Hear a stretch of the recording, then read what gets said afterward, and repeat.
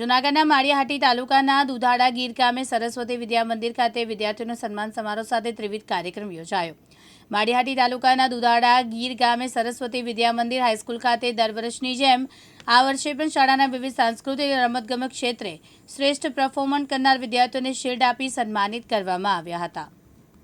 આજરોજ દુધાળા હાઈસ્કૂલમાં ત્રિવિધ કાર્યક્રમ રાખવામાં આવેલો, જેમાં સરકારશ્રી તરફથી મળતી બક્ષીબંધી બહેનોને સાયકલ વિતરણ તેમજ 2 ઓક્ટોબરની ગાંધી જયંતિ નિમિત્તે વિદ્યાર્થીઓનું પ્રોત્સાહન અને ખાસ વિદ્યાર્થી નવરાત્રિ મહોત્સવમાં જે ભાગ લે છે એમને પુરસ્કાર આપવાનો તેમજ માળિયા તાલુકાના કોળી સમાજના પ્રમુખ તરીકે ભાવેશભાઈ રાઠોડની વરણી કરવામાં આવી, એમનું આજુબાજુના સરપંચોના હસ્તે સન્માન રાખવામાં આવેલું।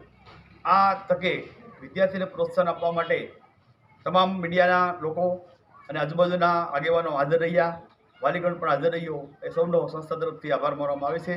આવી રીતે સહકારની અપેક્ષા રાખીએ છીએ। પ્રકાશ દવે સાથે વિનેશ કાગડા, દિવ્યાંગ ન્યૂઝ, માળિયાહાટીના જૂનાગઢ।